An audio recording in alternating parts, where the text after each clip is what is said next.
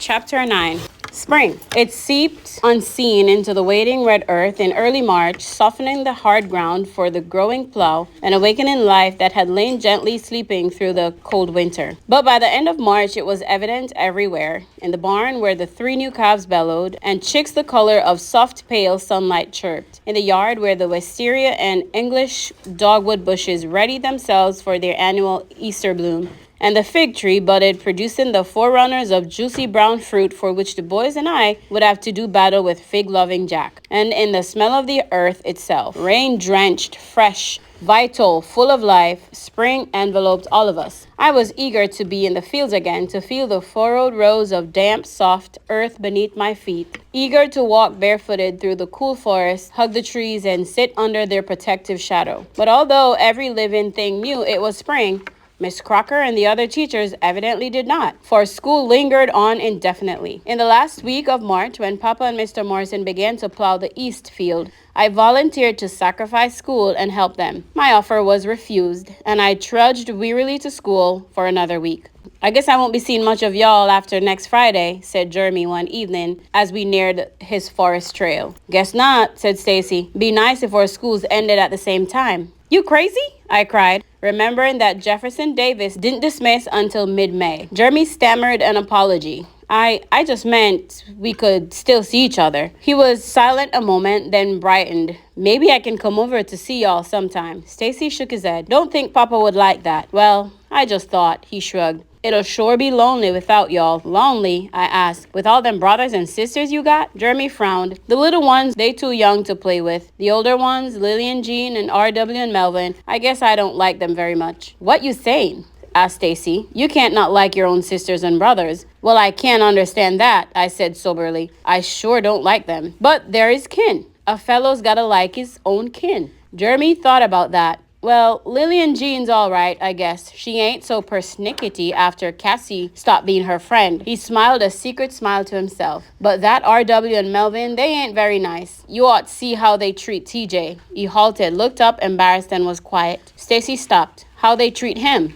Jeremy stopped too. "I don't know," he said as if he was sorry he had mentioned it. "They just don't do him right." "How?" asked Stacy. "Thought you didn't like him no more." "Well, I don't," replied Stacy defensively. "But I heard he was running around with R.W. and Melvin. I wondered why. Them brothers of yours must be 18 or 19. Jeremy looked up at the sun, squinted, then glanced up his forest trail a few feet ahead. "They brung TJ by the house a couple of times when Pa wasn't home. They treated him almost friendly-like, but when he left, they laughed and talked about him, called him names." He squinted again at the trail and said hurriedly, "I better go. See y'all tomorrow." "Mama, how you suppose R.W. and Melvin put in time with TJ?" I asked as I measured out 2 heaping tablespoons of flour for the cornbread. Mama frowned down into the flour barrel. "Only 1 tablespoon, Cassie, and not so heaping." "But Mama, we always use 2. That barrel will have to last us until Papa gets back to the railroad. Now put it back."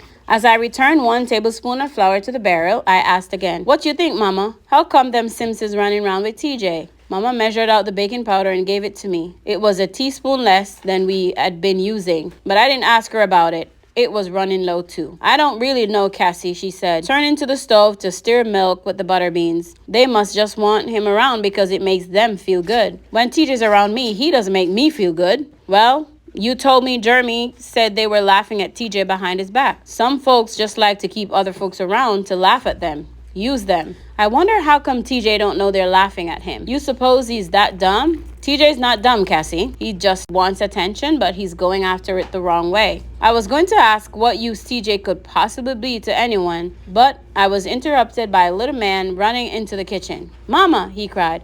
"Mr. Jameson just drove up." He had been in the barn cleaning the kitchen coop with Christopher John, and stubby particles of straw still clung to his head. I grinned at his mused appearance, but didn't have time to tease him before he was gone again. Mama looked at Big Ma, a question in her eyes, then followed Little Man outside. I decided that the cornbread could wait and dashed after them. "Girl, get back in here and finish mixing this cornbread," ordered Big Ma. Yes'm, I said. I'll be right back. Before Big Man could reach me, I was out the back door running across the yard to the drive. Mr. Jameson touched his hat as Mama approached. How you doing, Miss Logan? He asked. Just fine, Mr. Jameson, Mama answered. And yourself? Fine, fine, he said absently. Is David here? He's over in the east field. Mama studied Mr. Jameson. Anything wrong? Oh, no, I just wanted to speak to him. Little man, Mama said, turning. Go get Papa. Oh, no, don't do that. I'll just walk on over there if that's all right. I need the exercise. Mama nodded, and after he had spoken to me, Mr. Jameson crossed the yard to the field.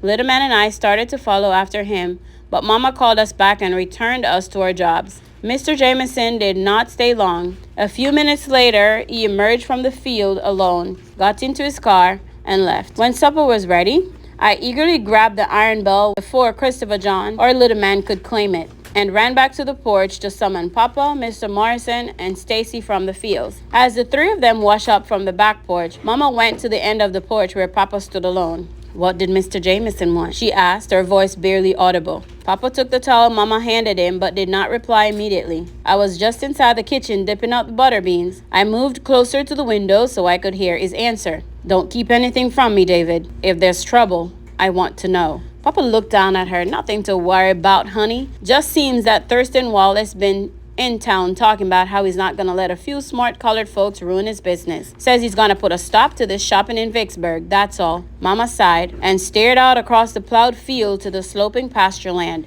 I'm feeling scared, David, she said. Papa put down the towel. Not yet, Mary. It's not time to be scared yet. They're just talking. Mama turned and faced him. And when they stop talking, then maybe it'll be time. But right now, pretty lady, he said, leading her by the hand toward the kitchen door. Right now, I've got better things to think about. Quickly, I poured the rest of the butter bean into the bowl and hurried across the kitchen to the table. As Mama and Papa entered, I slid onto the bench beside the little man and Christopher John. Papa beamed down at the table. Well, look at here, he exclaimed. Good old butter beans and cornbread. You better come on, Mr. Morrison. You too, son, he called. These woman folks done gone and fixed us a feast. After school was out, spring drooped quickly towards summer. Yet Papa had not left for the railroad. He seemed to be waiting for something, and I secretly hoped that whatever that something was, it would never come so that he would not leave. One evening, as he, Mama, Big Mom, Mr. Morrison, and Stacy sat on the front porch, while Christopher John, Little Man, and I dashed around the yard chasing fireflies, I overheard him say, Sunday, I'm gonna have to go. Don't want to, though. I got this gut feeling it ain't over yet. It's too easy. I released the firefly imprisoned in my hand and sat beside Papa and Stacy on the steps. Papa, please, I said, leaning against his leg.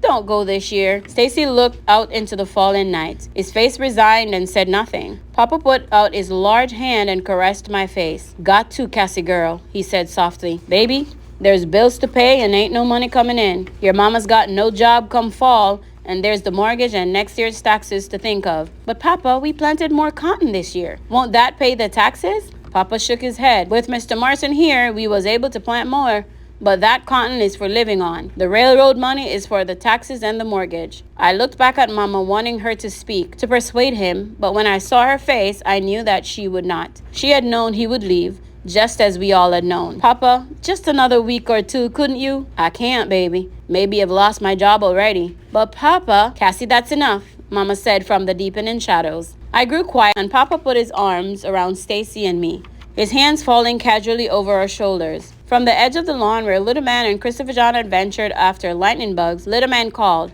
Somebody's coming! A few minutes later, Mr. Avery and Mr. Lanier emerged from the dusk and walked up the sloping lawn. Mama sent Stacy and me to get more chairs for the porch. Then we settled back beside Papa, still sitting on the step, his back propped against a pillar facing the visitors. You going out the store tomorrow, David? Mr. Avery asked after all the amenities had been said. Since the first trip in January, Mr. Morrison had made one other trip to Vicksburg, but Papa had not gone with him. Papa motioned to Mr. Morrison. Mr. Morrison and me going the day after tomorrow. Your wife brought down that list of things you needed yesterday. Mr. Avery cleared his throat nervously. It's that list I come about, David. I don't want them things no more. The porch grew silent. When no one said anything, Mr. Avery glanced at Mr. Lanier, and Mr. Lanier shook his head and continued. Mr. Granger making it hard on us, David. Said we're gonna have to pay 60% of the cotton instead of 50. Now that the cotton's planted and it's too late to plant more, don't suppose, though, it makes much difference.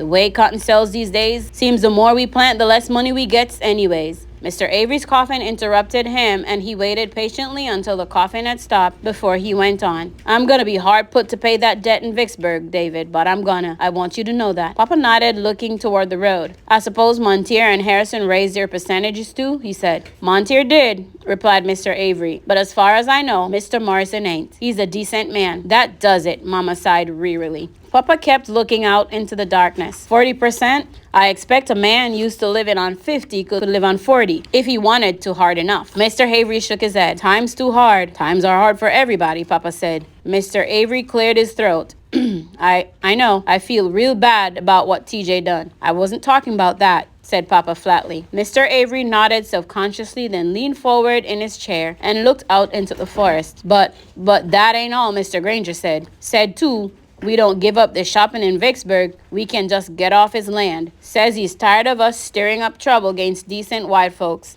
Then them Wallaces, they come by my place. Brother Lanier's and everybody else is on this thing that owes them money. Said we can't pay our debts. They're gonna have the sheriff out to get us. Put us on the chain gang to work it off. Oh, good Lord, exclaimed Big Ma. Mr. Lanier nodded and added, gotta go up to that store by tomorrow to show good faith. Mr. Avery's coughing started again. And for a while, there was only the coughing and the silence. But when the coughing ceased, Mr. Lanier said, I pray to God there was a way we could stay on this thing. But we can't go on no chain gang, David. Papa nodded. Don't expect you to, Silas. Mr. Avery laughed softly. We sure had him going for a time, though, didn't we? Yes, agreed Papa, quietly. We sure did. When the men had left, Stacy snapped. They got no right pulling out. Just cause them Wallaces threatened them one time, they go jumping all over themselves to get out like a bunch of scared jackrabbits. Papa stood suddenly and grabbed Stacy upward. You boy, don't go get so grown you talking about more than you know. Them men, they doing what they gotta do. You got any idea what a risk they took just to go shopping in Vicksburg in the first place?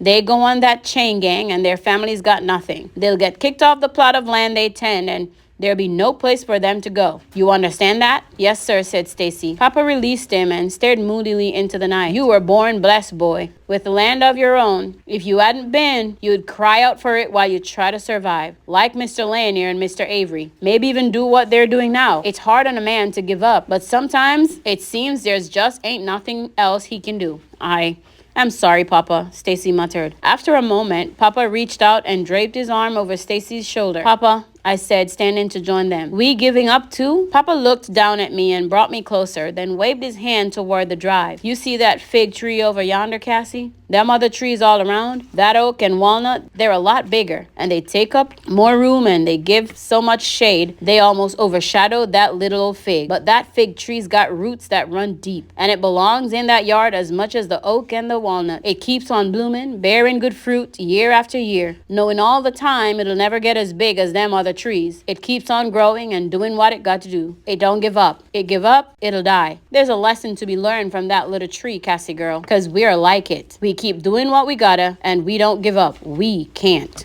After Mr. Morrison had retired to his own house and Big Ma, the boys, and I had gone to bed, Papa and Mama remained on the porch talking in hushed whispers. It was comforting listening to them. Mama's voice a warm, lilting murmur, Papa's a quiet, easy-flowing hum. After a few minutes, they left the porch and their voices grew faint. I climbed from the bed, careful not to awaken Big Ma, and went to the window. They were walking slowly across the moon-soaked grass, their arms around each other. First thing tomorrow, I'm gonna go around and see how many folks are still in this thing, Papa said, stopping under the oak near the house. I want to know before we make that trip to Vicksburg. Mama was quiet a moment. I don't think you and Mr. Morrison should go to Vicksburg right now, David. Not with the Wallaces threatening people like they are. Wait a while. Papa reached into the tree and broke off a twig. We can't just stop taking care of business because of them Wallaces, Mary. You know that. Mama did not reply. Papa leaned against the tree. I think I'll take Stacy with me. Now, David, no. He'll be 13 next month, honey, and he needs to be with me more. I can't take him with me in the railroad,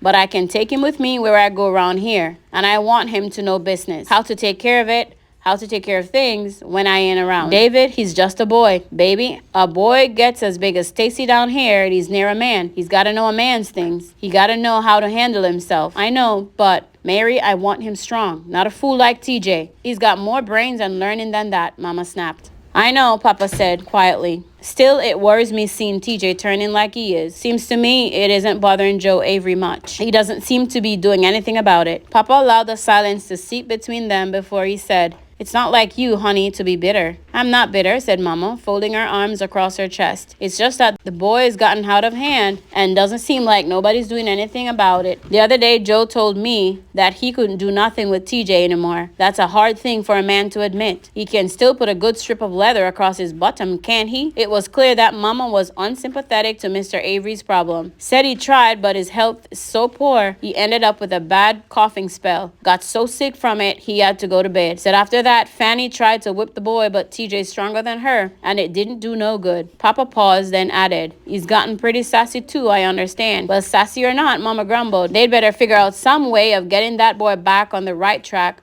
because he's headed for a whole lot of trouble. Papa sighed heavily and left the tree. "We'd better go on in. I've got to get an early start if I'm going to get round to everybody." "You're still set on going to Vicksburg?" "I told you I was." Mama laughed lightly in exasperation. "Sometimes, David, I wonder why I didn't marry sweet, quiet Ronald Carter or nice, mild Harold Davis." "Because, woman," Papa said, putting his arm around her, "you took one look at big, handsome me and no one else would do." Then they both laughed and together moved slowly to the side of the house. 7 families, including ours, still refused to shop at the Wallace store, even with the threat of the chain gang. Mama said the number was not significant enough to hurt the Wallaces, only enough to rile them, and she worried, afraid for Papa, Stacy, and Mr. Morrison to make the trip. But nothing she could say could change Papa's mind, and they left us planned on Wednesday morning, long after dawn. On Thursday, when they were to return, it began to rain, a hard-swelling summer rain, which brought a premature green darkness to the land, and forced us to leave our hoeing of the cotton field and return to the house. As the thunder rumbled overhead, Mama peered out the window at the dark road. "Wonder what's keeping them," she said, more to herself than anyone else. "Probably got held up someplace," said Big Ma. "Could have stopped to get out of this storm." Mama turned from the window. "You're most likely right," she agreed, picking up a pair of Christopher John's pants to mend. As the evening fell into total darkness, we grew silent, and the boys and I saying very little, Mama and Big Ma concentrating on their sewing, their brows furrowed. My throat grew tight, and without knowing why I was afraid, I was. "Mama," I said, "they all right, ain't they?" Mama stared down at me. "Course they all right. They're just late, that's all." "But Mama, you suppose somebody done—" "I think you children better go on to bed," Mama said sharply without letting me finish. "But I want to wait for Papa," objected little man. "Me too," said sleepy Christopher John. "You'll see him in the morning. Now get to bed." Since there was nothing we could do but obey, we went to bed, but I could not sleep. A cold fear crept up my body, churning my stomach and tightening its grip on my throat. Finally, when I felt that I was going to be sick from it, I rose and padded silently into Mama and Papa's room. Mama was standing with her back to me, her arms folded, and Big Ma was still patching. Neither one of them heard the door swing open. I started to speak, but Mama was talking and I decided not to interrupt her. "I've got a good mind to saddle Lady and go looking for them," she said. "Now, Mary, what good would that do?" Big Ma questioned. "You running round out there on that mare by yourself in this darkness and rain. But something's happened to them. I can feel it." "It's just in your mind, child," Big Ma scoffed unconvincingly. "Them men folks all right." No, said Mama, shaking her head. "The Wallaces aren't just in my mind. She stopped suddenly and stood very still. "Mary, thought I heard something." The dog started barking and she turned, half running across the room, pushing the lock in a mad haste. She swung the door open and cried into the storm. David! David!" Unable to stay put, I dashed across the room. "Cassie, what you doing, girl?" asked Big Ma, swatting me as I passed her. But Mama, staring into the wet night, said nothing when I reached her side. "Is it them?" I asked. Out of the darkness, a round light appeared, moving slowly across the drive, and Mr. Morrison's voice drifted softly to us. "Go on, Stacy," he said. "I got him." Then Stacy, a flashlight in his hand, came into sight, followed by Mr. Morrison carrying Papa. "David!" Mama gasped, her voice a frightened whisper. Big Ma, standing behind me, stepped back, pulling me with her. She stripped the bed to its sheets and ordered, "Put him right there, Mr. Morrison." As Mr. Morrison climbed the stairs, we could see that Papa's leg struck straight out, immobilized by his shotgun strapped to it with a rope. His head was wrapped in a rag through which the dark redness of his blood had seeped. Mr. Morrison eased Papa through the doorway, careful not to hit the strapped leg, and laid him gently on the bed. Mama went immediately to the bed and took Papa's hand. "Hey, baby," Papa said faintly. I'm all right. Just got my leg broke, that's all. Wagon rolled over it, said Mr. Morrison, avoiding Mama's eyes. We'd better get that leg set. Didn't have time on the road. But his head, Mama said, her eyes questioning Mr. Morrison. But Mr. Morrison said nothing further, and Mama turned to Stacy. You all right, son? Yes, Stacy said, his face strangely ashen, his eyes on Papa. Then get out of those wet things. Don't want you catching pneumonia. Cassie, you go to bed. I'll get a fire started, said Big Ma, disappearing into the kitchen as Mama turned to the closet to find sheets for making a cast. But Stacy and I remained rooted, watching Papa, and did not move until Christopher John and Little Man made a sleepy entrance. What's going on? Asked Little Man, frowning into the light. Go back to bed, children, Mama said, rushing to keep them from coming further into the room. But before she could reach them, Christopher John spied Papa on the bed and shot past her. Papa, you got back! Mr. Morrison swung him upward before he could jar the bed. Well, what's the matter? Asked Christopher John, wide awake now. Papa, what's the matter? How come you got that thing on your head? Your papa's asleep, said Mama, as Mr. Morrison set Christopher John back down. Stacy, take them back to bed and get out of those clothes. None of us stirred. Move when I tell you, Mama hissed impatiently, her face more worried than angry. Stacy herded us into the boys' room. As soon as the door closed behind us, I asked, Stacy, how bad Papa hurt? Stacy felt around for the lamp, lit it, then plopped wearily on the side of the bed. We huddled around him. Well, Stacy shook his head. I don't know. His legs busted up by the wagon, and he's shot. Shot, Christopher John and Little Man exclaimed fearfully. But I was silent, too afraid now to speak, to think. Mr. Morrison says he don't think the bullet hurt him much. Says he thinks it just hit his skin, here.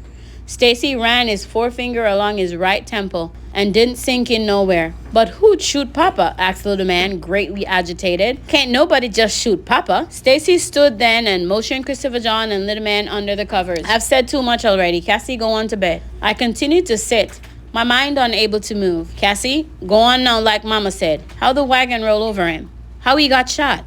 I blurted out angrily, already plotting revenge against whoever had dared hurt my father. Cassie, you go on to bed. Ain't moving till you tell me. I'll call Mama, he threatened. She too busy, I said, folding my arms and feeling confident that he would tell the story. He went to the door and opened it. Christopher John, Little Man, and I watched him eagerly. But he soon closed the door and came back to the bed. What was they doing? Asked Little Man. Big Ma's tending Papa's head. Well, what happened out there? I repeated. Stacy sighed despairingly and sat down. We was coming back from Vicksburg when the back wheels came off, he said, his voice a hollow whisper. It was already dark and it was raining too, and Papa and Mr. Morrison, they thought somebody done messed with the wheels for both of them to come off at the same time like they did. Then, when I told them I'd seen two boys near the wagon when we was in Vicksburg, Papa said we didn't have time to unhitch and unload the wagon like we should to put them wheels back on. He thought somebody was coming after us. So after we found the wheels and the bolts, Papa told me to hold the reins real tight on Jack to keep him still. Jack, he was real skittish because of the storm. Then Mr. Morrison went and lifted the wagon all by himself. And it was heavy too, but Mr. Morrison lifted it like it wasn't nothing. Then Papa slipped the first wheel on. That's when he got shot. But who?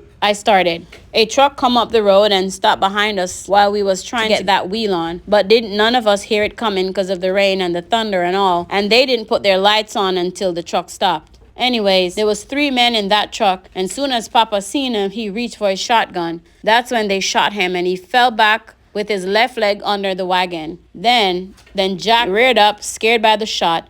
And I couldn't hold him, and the wagon rolled over Papa's leg. His voice cracked sharply, and he exploded guiltily. It's my fault, his legs busted. I thought on what he had said, and laying my hand on his shoulder, I said, Nah, it ain't. It's them men. Stacy did not speak for a while, and I did not prod him to go on. Finally, he cleared his throat and continued huskily. Soon as I could, I tied Jack to a tree and ran back to Papa. But Papa told me not to move him and to get down in the gully. After them men shot Papa, they come down trying to get Mr. Morrison, but he was too fast and strong for him. I couldn't see everything that happened because they didn't always stay in front of them headlights. But I did see Mr. Morrison pick up one of them men like he was nothing but a sack of chicken feathers and fling him down on the ground so hard it must have broke his back. Ain't never seen nothing like it before in my whole life. Then one of them other 2 that had a gun shot at Mr. Morrison, but he didn't hit him. Mr. Morrison, he ducked away from the headlights into the darkness, and they went after him. Couldn't see nothing then, he said, glancing toward the door where Papa lay. Heard bones cracking, heard somebody cursing and crying. Then I couldn't hear nothing but the rain, and I was real scared. Afraid they'd killed Mr. Morrison, but they didn't, reminded little man, his eyes bright with excitement. Stacy nodded. Next thing I seen was a man coming real slow like into the headlights, and picked up the man laying in the middle of the road, the one Mr. Morrison thrown down. He got him into the truck and then come back and helped the other one. That one looked like he had a broke arm. It was hanging all crazy like at his side. Then they turned the truck around and drove away. Then what? Little man inquired. Stacy shrugged. Nothing. We put on the other wheel and come on home. Who was it? I rasped, holding my breath. Stacy looked at me and said flatly, the Wallaces, I think. There was a fearful moment's silence. Then Christopher John, tears in his eyes, asked, Stacy, is Papa gonna die? No, of course not, denied Stacy too quickly. But he was so still. I don't want Papa to die, wailed little man. He was just sleeping like Mama said, that's all. Well, when you gonna wake up? Cried Christopher John, the tears escaping down his plump cheeks. In the morning, said Stacy, putting a comforting arm around Christopher John and little man. Just you wait and see. He'll be just fine come morning. Stacy, still in his wet, muddy clothes, said nothing else, and neither did the rest of us. All the questions had been answered, yet we feared, and we sat silently listening to the rain, soft now on the roof, and watching the door behind which Papa lay, and wished for morning.